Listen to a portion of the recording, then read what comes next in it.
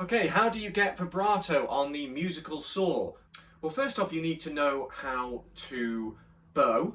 So I am creating an S-curve with the saw itself, and then I'm bowing between the two bends in that S-curve, looking for that sweet spot. Now, the way I achieve vibrato, and the way most people do, is by moving their right leg. Assuming you're playing with the bow in your right hand, the saw in your left hand, your right leg is just going to shake. I'm just sort of shaking from the heel because my heel is slightly up in the air, and as I shake the foot, it shakes the saw, and that creates that wobbly sound, that fluctuation in pitch that is distinctive and spooky sounding, and a part of saw playing that you have to learn to do.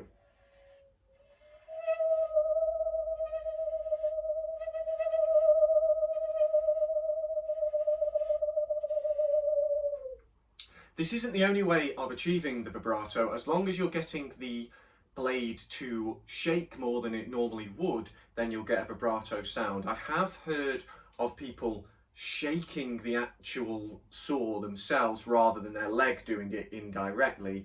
I find that I can't get as controlled a vibrato from that.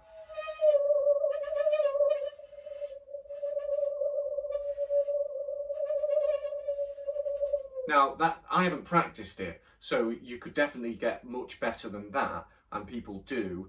But I think if you're shaking the blade, I think it's harder to have a stable bow for me. So I find that the foot is easier. Although obviously the problem with the foot, you've got to make sure you've got the right kind of surface and the right kind of depth to do it.